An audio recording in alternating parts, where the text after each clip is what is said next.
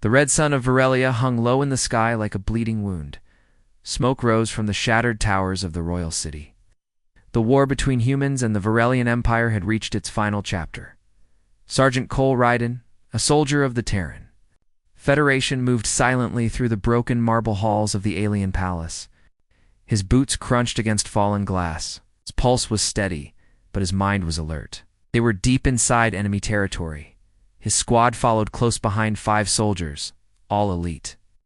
Their mission was simple: capture or eliminate Princess Shirelle, the last known member of the Varelian royal bloodline. Without her, the Varelian resistance would collapse. "Room secure?" whispered Corporal Vega, checking a side chamber. Cole nodded and moved forward. The palace was quiet, too quiet. The once beautiful halls, once full of alien art and glowing crystal, now felt like a tomb. "We're close," said Cole. They reached the throne room doors, tall, gold-veined structures etched with alien symbols. Cole raised a fist, signaling the team to halt. He pressed a scanner to the door. No traps, heat signatures. One life form inside. He took a breath. "This is it. On 3, he whispered. 1. 2. The doors burst open. Smoke and light flooded their eyes. Cole moved fast, weapon raised, stopped dead in his tracks the moment he saw her. Princess Shirelle stood alone in the center of the room. Bathed in a pale blue glow from the cracked ceiling above, her long silver robes were torn. Her crown lay broken beside her. She looked nothing like the proud warrior leader shown in Tehran propaganda. She looked tired, wounded, and not afraid. Her glowing violet eyes met Cole's, and then she smiled. "Cole Ryden?" she said softly. "Little Cole Ryden." The words hit him like a punch to the chest. He froze. Time seemed to stop. The battlefield, the war, his squad all disappeared. Only her voice remained. How did she know that name? Cole lowered his rifle, confused and shaken. Behind him, Vega whispered, "Sarge, what's going on?" But Cole didn't answer. His eyes were locked with hers. Memories stirred in the back of his mind, shadows of something he couldn't explain. A field of red grass, a song in another language, a young alien girl laughing. But that wasn't possible. He had no connection to the Varelians. He had spent his life as a soldier, orphaned young, raised in Terran camps, taught to fight, to obey. Shirelle tilted her head slightly. "You don't remember me, do you?" Cole stepped forward slowly. "How do you know my name?" She looked at him with sad eyes. "Because you gave it to me. When we were children." A noise snapped them both out of the moment. One of Cole's soldiers, Private Griggs, moved forward, gun raised. "Step away, sir. She's dangerous." Shirelle didn't move. Cole raised a hand. "Hold your fire." Griggs looked confused. "Sir, our orders?" I said, "Stand down." The tension cracked like lightning. The other soldiers exchanged looks. Cole had never disobeyed a direct command before, and now he was protecting the enemy. "Shirelle," he said, his voice low, "you're going to tell me how you know my name. It's all of it, but not here." She nodded slowly, as if she had expected this. "I will tell you," she said. "Only if you get me out of here alive." They moved fast. Cole reported that the princess had surrendered peacefully, though he gave no details. High Command demanded immediate extraction. A dropship was dispatched to a secure Terran forward base. Nearby, during the flight, Cole sat across from Shirelle, watching her closely. She said nothing, but her eyes never left his. The others whispered. Vega looked worried. Griggs glared. But no one challenged Cole directly. Back at base, they placed her in a high-security holding cell. Cole told his squad to stand down then. He entered the cell alone. Inside, Shirelle sat on a bench, her silver hair falling around her shoulders. She looked up as he entered. "So," he said, trying to sound strong. "Start talking." She looked at him gently. "Do you want the short version or the truth? Start with how you knew my name, my real name." Sherelle closed her eyes. For a moment, as if remembering something from long ago, your name was given to you by your mother, she said. But the first time you spoke it aloud, it was to me. We were 5. You had a small wooden toy shaped like a bird. You told me it flew in your dreams. Cole stared at her. That dream, he had it when he was young. But no one had ever told him the details. No one could have known. He sat down across from her. That's not possible. Sherelle smiled faintly. Do you remember the green moon? The gardens of the reconciliation zone? He shook his head. She leaned forward. You were part of the Unity program, Cole. A child raised by both our kinds. You and I were meant to be symbols of peace between humans and Varelians. You lived with us. Cole's head spun. That program was a myth, he muttered. Propaganda. It was real, she said, till your leaders shut it down and erased every trace. You were taken. Your memories were locked away. No, he whispered. I was raised in a military orphanage. That's what the files say. Files lie, she said gently. He stood up, hands clenched. Why are you telling me this now? Sherelle stood too, slowly. Because I need your help. And because you deserve to remember who you truly are. Before he could respond, the base alarms blared. A message flashed on the screen by the door. High Command override. Termination order approved. Princess Sherelle to be executed at 0600 hours. Cole's blood ran cold. He turned to her. She wasn't surprised. I told you, she said softly. They don't want me alive. They definitely don't want you to remember. Outside the cell, boots thundered on metal floors. A squad of military police approached. Cole had seconds to decide, and he made his choice. With a swift move, he smashed the panel beside the cell door. Sparks flew. The door slid open. Sherelle looked at him, wide-eyed. We're getting out of here, Cole said. You believe me? He didn't answer, but the look in his eyes said enough, somewhere deep. Inside, a part of him did remember, and that part wasn't going to let her die. The air inside the Terran base was thick with alarms and shouting. Red lights flashed across metal walls as Sergeant Cole Ryden ran through dark corridors with Princess Sherelle close behind him. He had just made the biggest decision of his life. Disobey orders to save the enemy. Enemy. She didn't feel like the enemy anymore. Not after what she said. Not after she whispered a name only someone from his forgotten past could know. Left, Cole shouted, turning a sharp corner.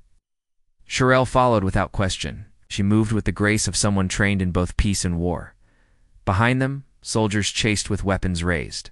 Stop, Sergeant Ryden. You're under arrest. Cole didn't stop.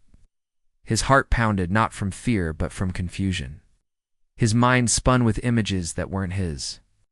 Or maybe they were. A silver tree. A child's laughter. Hands reaching out across stars. None of it made sense. Not yet. But one thing was clear. If he didn't escape with Sherelle now, they'd kill her. And if what she said was true, might be next. They reached the base's lower hangar. 2 ships stood inside. One was a Terran dropship with locked security. The other an old scout cruiser, dusty and half-forgotten in the shadows. Cole chose the second. Get in, he shouted. Sherelle jumped aboard, and Cole began punching buttons on the control panel. He knew this model. It's not made for war, meant for stealth and speed. Can you fly it? Enough to keep us alive. The hangar door began to open. Guards flooded in behind them. Cole slammed a button. The ship roared to life. Bullets hit the hull as the engines flared. The cruiser lifted, shook, then blasted out of the base. Leaving fire and alarms behind, they flew in silence for almost 10 minutes. Cole sat in the pilot's seat, eyes fixed on the black sky ahead. Stars stretched out forever. Behind him, Sherelle watched quietly, her violet eyes full of thought. I still don't believe this, Cole said at last. But I also don't believe I'm crazy. You're not crazy, she said. You're waking up. He turned in his seat. Waking up from what? Sherelle stood and walked toward him. From the lies, from the blocks in your mind. Cole stared at her. You keep talking about these memory blocks. What do you mean? She sat across from him. Her voice was calm and steady. When the Unity program ended, your Terran leaders didn't just hide you. They erased you. Erased. They used neural dampeners, machines that bury memory under trauma. They made you forget everything, me, the gardens, your childhood on Varelia. They rewrote your life. Cole rubbed his face. I don't even remember anything before age 8. Exactly, she said. You were 6 when they took you. Sat back, breathing hard. Why me? You and others like you were chosen because your minds could connect to ours. We were bonded, Cole. Not just friends, we were linked by the Symbiosis Project. You were human. I was Varelian. Together. We were the future. Cole stood up and paced. This sounds like science fiction. Sherelle tilted her head. Do you live in science fiction? He couldn't argue with that. She reached into her robe and pulled out a small crystal disk. This has part of your file. It's downloaded from a royal data core before the war ended. Cole took the disk. It was warm. I want to show you something, she said. But I need your trust. You have it, he said without thinking. She smiled. That was fast. I don't know why, he said. But something inside me believes you. Landed on a small moon hidden between asteroid belts. No one lived there anymore. A former Unity outpost stood abandoned in the center of a rocky valley. Its roof was half collapsed, but the power still flickered inside. They entered quietly. Cole looked around. The walls were lined with murals, humans, and Varelians together, laughing, studying, building. Children played in a shared garden painted across one wall. Was this? He asked. Yes, Sherelle said softly. You lived here. Did Cole touch a dusty bench? His fingers trembled. Then something strange happened. He smelled apples, sweet and warm. He blinked. Then a memory flashed himself, running through the hallway, chasing a glowing ball while laughing. Sherelle running beside him, giggling. A voice called after them in 2 languages. He stepped back, shaken. I remember, he whispered. Sherelle nodded. It will come in pieces, slowly. Why now? Because your mind is waking up. The bond between us survived, even after all these years. He turned to her. You said others like me? Were there more? She looked away. Yes, but most didn't survive the war. The Terrans erased them. Some were experimented on. Cole clenched his fists. Why would they do that? Because peace wasn't profitable, she said. Because Unity was a threat to control. The Unity program would have ended the war before it started. They didn't want that. Cole looked at the disk in his hand. What else is on this? Proof of the program? Of your origins? Of the Terran betrayal? We need to get it to someone who can spread the truth. Who? Sherelle looked up at the stars. There's a place. Archive Station Theta. In the Edge Systems. It holds the original Unity records. If we get there, we can awaken others. Expose the war for what it truly was. Cole nodded slowly. Then we go there. That night, Cole sat alone outside the outpost. The stars were clear. Above, he could hear the wind moving over the rocks. He opened the disk and plugged it into the ship's portable reader. A screen lit up. His name appeared Cole Rydend, but the details beneath it were not what he expected. Species. Human Varelian. Hybrid Candidate Project. Unity Child. Hash. 7 Guardian Pairing. Princess Sherelle, of House Varelian status. Recovered memories suppressed. Cleared for military reassignment. He stared at the words. Hybrid Candidate Guardian Pairing. The screen changed images of him as a child, laughing in an alien garden, playing music, speaking in 2 languages. Beside him was a young Sherelle, smiling. Then came the final note. Order. All memory to be suppressed. Subject to be reassigned to Terran Orphan System. Combat training to begin at age 10. Truth classified as level black. Cole shut off the reader, his heart racing. He had been a weapon since he was 10. His entire life, he believed he was just another Terran orphan. but it was a lie. Everything was a lie. He went back inside the outpost, looked up as he entered. She saw it on his face. "You remember?" she said. "Not all, but enough. Then you know why we have to finish this?" He nodded. "Yes, we're going to Archive Station Theta." She smiled. "The truth must survive, even if we don't." He stepped closer. "I don't plan on dying." "Then let's make sure the galaxy hears us." The ship hummed softly as it glided through deep space.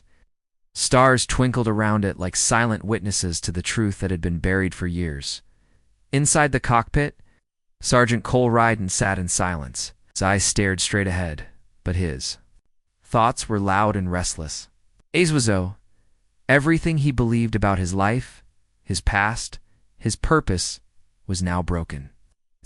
The truth had come crashing down like a starship from the sky, and next to him sat the one person who held the missing pieces of his mind, Princess Sharelle.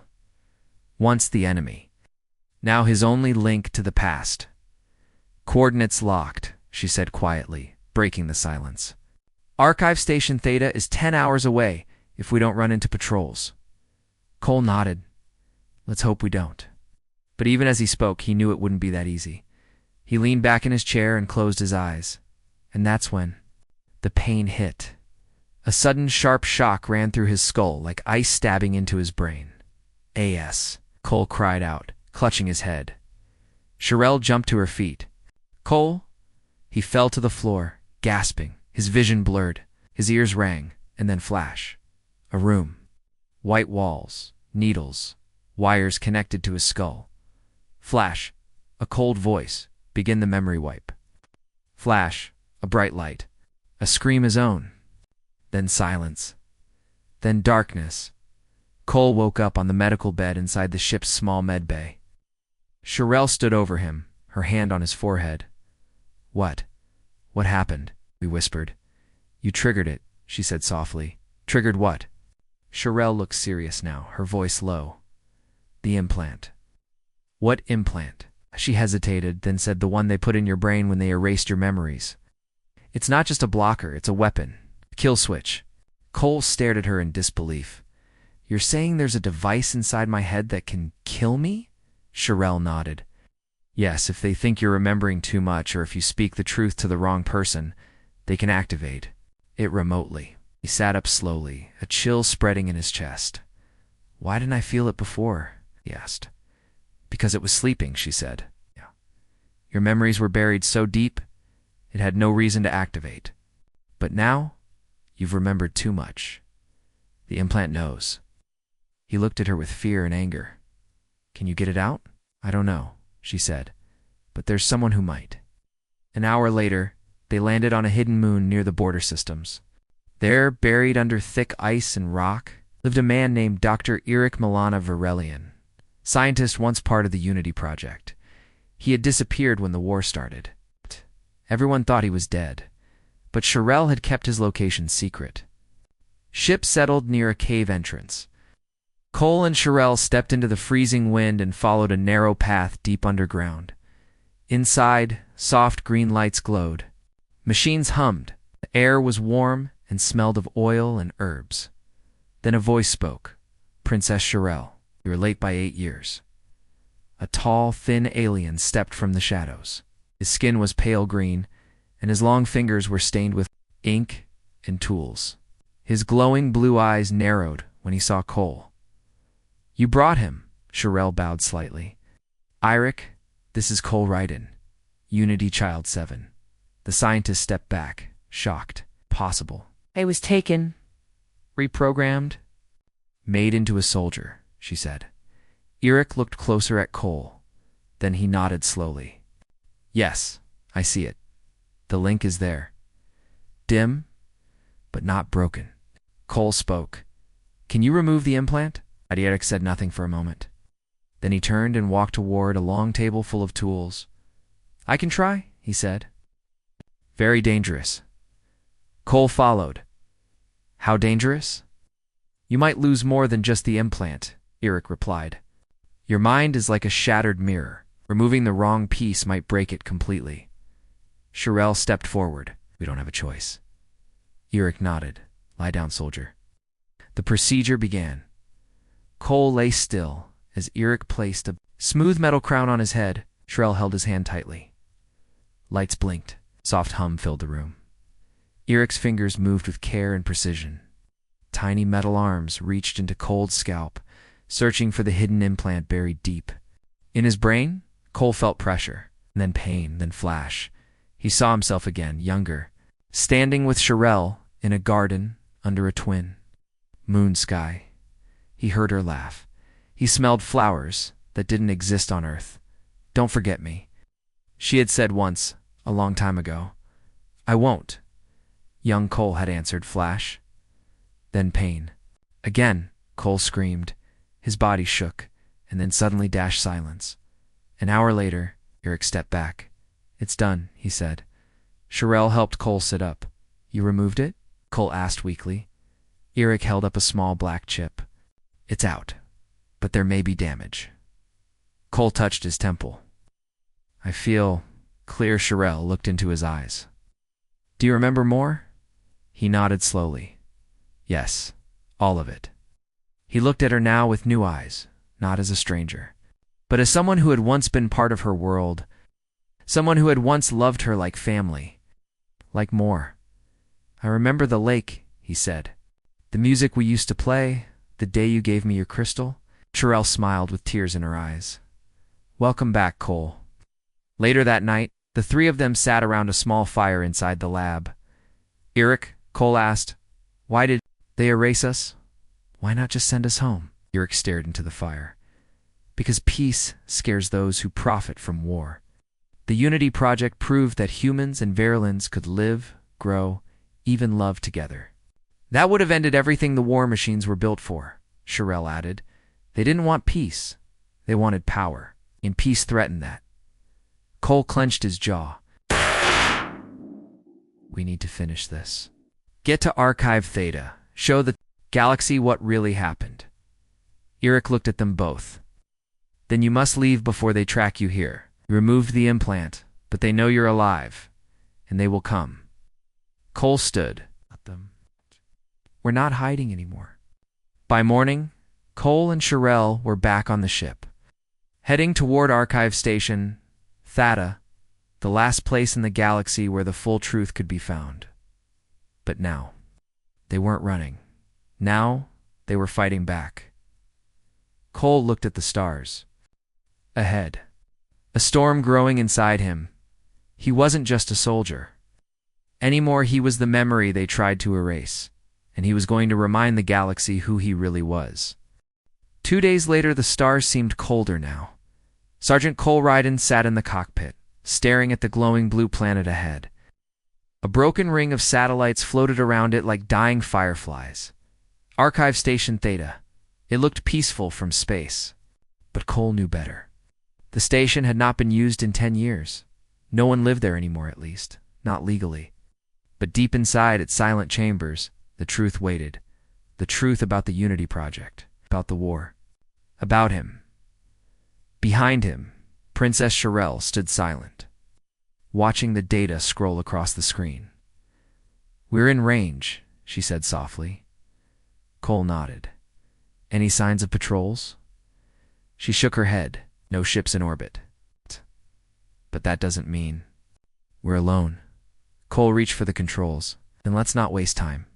The ship angled down and entered the planet's atmosphere. 30 minutes later, they landed on a snow-covered cliff near the entrance to the old archive. The landing pad was cracked. Steel gates rusted. Wind howled across the ice. Shirel pulled her cloak tighter. I remember this place. We used to come here as children before the war.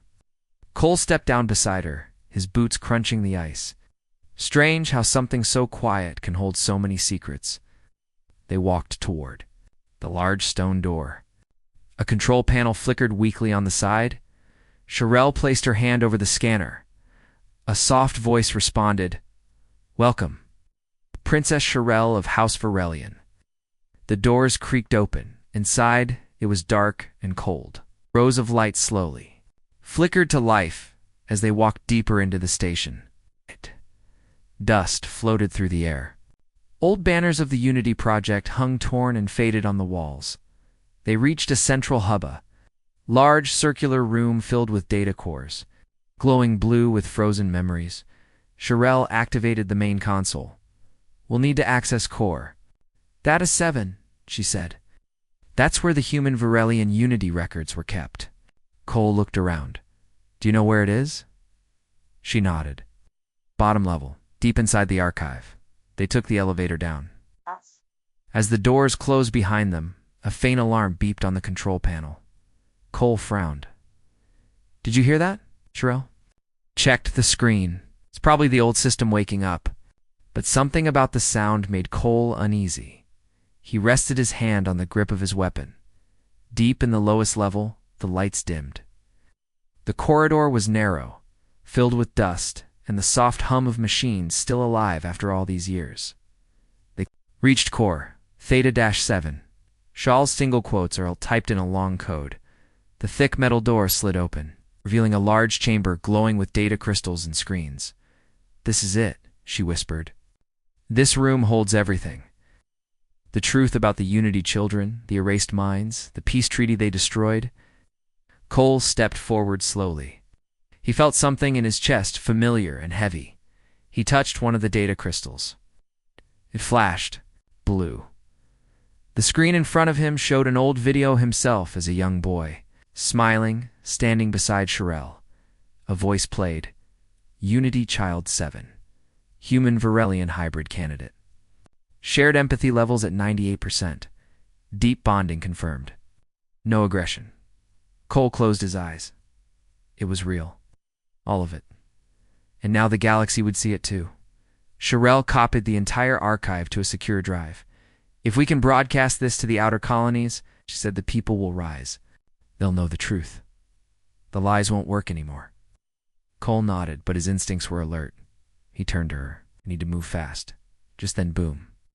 The ground shook. An alarm screamed through the station. Sherelle's eyes widened. "What was that?" Cole looked up. "They found us." They raced back up the hallway as the lights flashed red. Outside, the sound of engines filled the air. Dropships landed hard in the snow. Terran soldiers in black armor stormed toward the station entrance. "Lockdown protocol initiated," the system said. The front doors sealed with a heavy clang. Cole turned to Sherelle. "There's a back hangar, right?" She nodded. "Yes."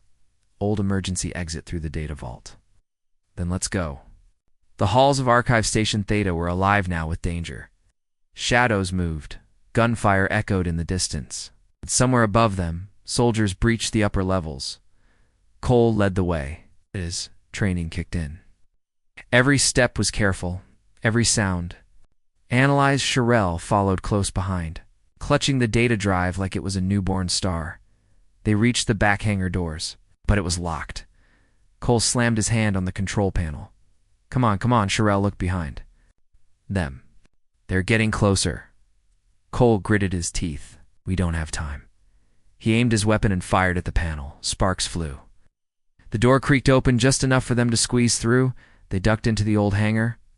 Inside was a small, broken-down escape shuttle, dusty but functional. "Can it fly?"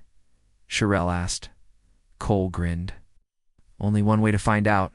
As he activated the shuttle, the door behind them burst open.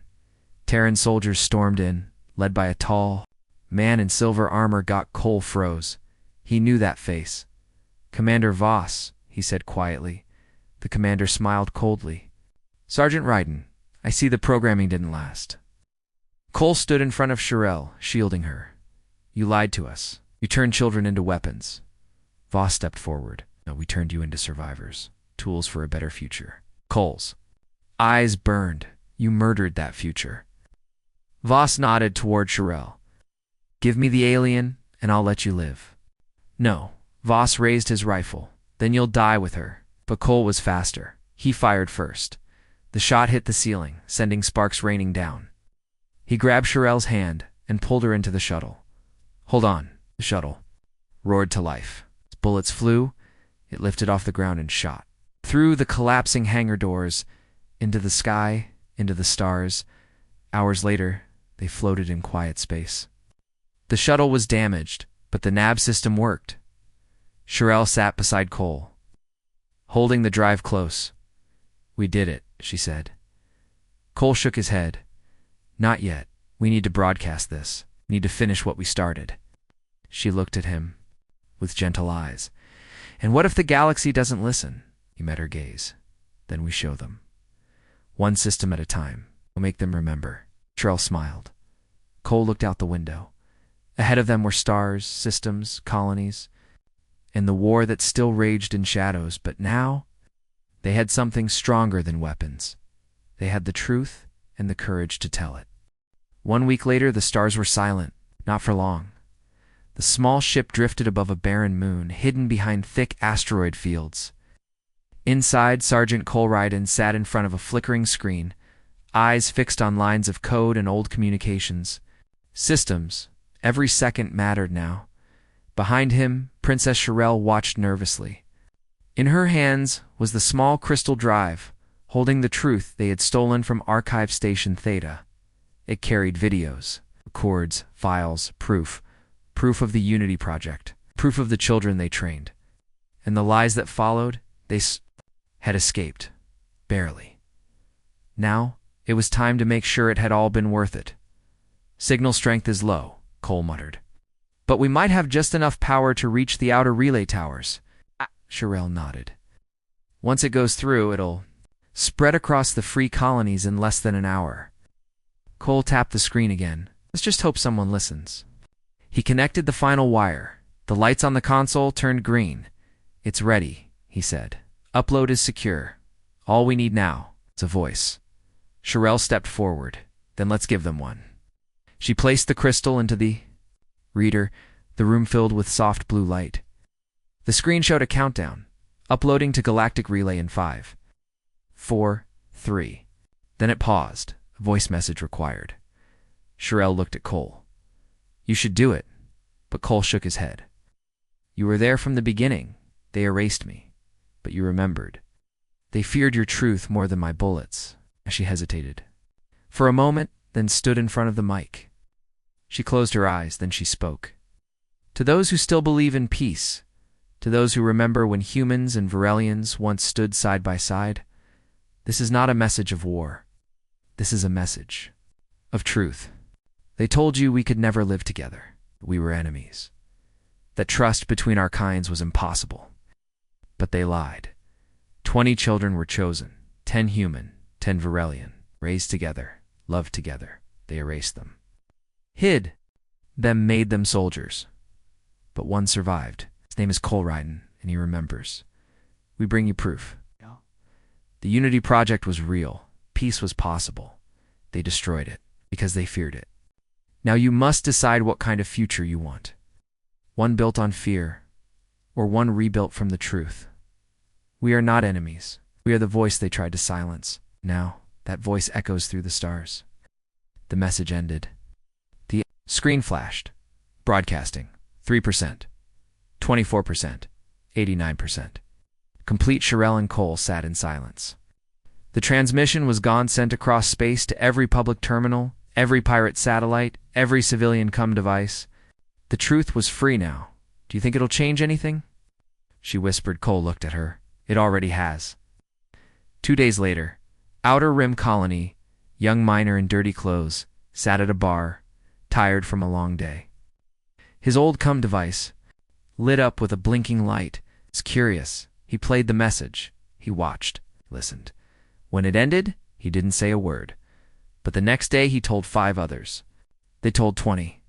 And then riots began. On Varelian capital World Day, crowd gathered outside the government tower. Holograms of Princess Sherelle played on repeat. Angry voices filled the air. We want the truth. Stop the lies. Bring back the unity. Even soldiers hesitated. Many of them were born after the war. Many of them had lost someone without knowing why. On Earth, Central Military Base commanders sat in silence, watching the broadcast replay over and over. Commander Voss slammed his fist on the table. Find them. Shut it down. But it was too late. The truth was no longer a file they could erase. It had become a spark. Sparks turned into flames. Meanwhile, aboard the ship, Cole stood alone, watching the stars. He heard footsteps behind him. Sorrel came. Up quietly. "People are rising," she said softly. "There are protests on 7 colonies already. Some soldiers are refusing orders. Even Varelian nobles are speaking out." Cole didn't turn around. "How long before they send more than just hunters?" Sorrel didn't answer right away. "They'll try, but the galaxy isn't sleeping anymore." He looked at her now. There was tiredness in his eyes. But something else too. Something stronger. "Hope. Then we can't stop now," he said. "We bring the truth to the core worlds. To Earth itself." "That's suicide," she whispered. "Not. If we wake enough people first," he replied, "we show them more. Stories, faces, the other Unity children, if any survived." Sorrel stepped closer. "Do you really think some of them are still alive?" "I don't know," he said. "But if they are, they deserve the same chance I had, a chance to remember." Later that night, a soft chime rang inside the cockpit. Cole checked the console. His eyes widened. "Incoming message?" Sorrel sat up. "From who?" Cole tapped. The screen. A voice crackled through, tired and scared. "Name, Devlin. Unity Child 4. I saw the broadcast. I remember her. Sorrel and you. I'm on Calrose 9. They're looking for me." "Please help," Sorrel gasped. "He's alive." Cole stood up slowly. "Then we go to him. We find them all." Final scene, Calrose Sistema. Sleek black warship hovered above a burning city. Commander Voss stood on the bridge, watching. "The flames, cut all local comms," he ordered. "We find Unity Child 4. We bury him before he speaks." An officer looked up. "Sir, what if the others are still out there?" Voss narrowed his eyes. "Then we bury them all." Back aboard Cole's ship, the engines roared to life. Cole, Ryden, and Princess Sorrel stared ahead toward Calrose. Toward danger, toward whatever the stars held next. But they were no longer running, they were leading, and behind them, our galaxy was finally starting to remember.